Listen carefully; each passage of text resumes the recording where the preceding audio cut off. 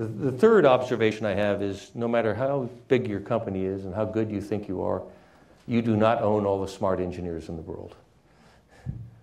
There are lots and lots of smart ideas and smart engineers that don't work for you. So how do you capture their talents? How do you use them? We talked about this a lot internally in the early 1990s and said, well, one of the ways you can do that, and one of the ways you can use all that smart engineering talent to your advantage is, in fact, to become the world's largest high-tech venture capital company and to fund research and startups in your general computer internet area that complement your own work. And Intel is today the largest high-tech venture capital company in the world, with billions of dollars in our portfolio and hundreds of companies in our portfolio. And the process of thought there was simply, there are a lot of bright engineers out there. We would like them working around our general space, creating technology into the marketplace that complements our own to grow the market so we can grow our sales of microprocessors. Again, is it kind of a changing the rules of the game, but also recognizing where the talent resides. And we also recognize, not just Intel, but the industry as a whole, that universities like Stanford and Berkeley and Michigan and many others are top flight universities with great researchers, and that's why we put together basically $100 million a year where we fund university research activities to complement our industry, to make sure that Moore's Law continues to move forward. But it's that basic concept that you're not an island, you don't own all the resources, you need to figure out how to make use of those resources to your benefit, even if they don't work for you.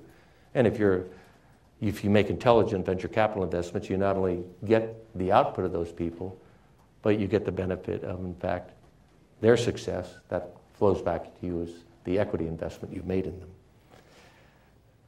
You know, along those lines, I'm always drawn by the power of universities like this type to be disruptive influences on industry.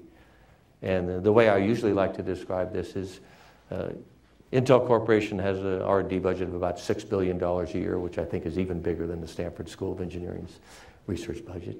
Microsoft has a budget probably of $7 or $8 billion. If there's a Microsoft person in the audience, you can correct me, but in that range, slightly more than Intel.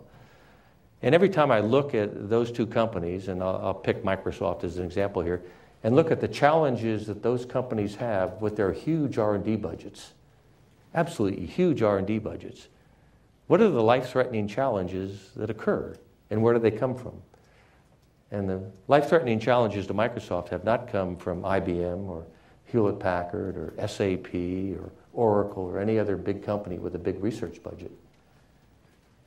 But the three near-death experiences for Microsoft came from one or two researchers at a university with a bright idea. Netscape, the internet browser, University of Illinois or the Illinois Supercomputing Consortium, whatever it was called, and Yahoo, Stanford University, Google, Stanford University. Each one of those instances was one or two graduate students, bright engineers with a bright idea, able to challenge a company with a multi-billion-dollar research budget. And that's why I think research universities like Stanford are so important, and that's why it's so important for companies to maintain good relationships with you guys. We don't want you eating our lunch on a routine basis. We'd like to have access to your ideas before you take them out in the marketplace. But the individual idea is, in fact, really the key strength around the world. And there's no underestimating the value of the single smart idea. It can take on the largest corporation and bring it to its knees almost overnight. And it doesn't take a big research budget to do that.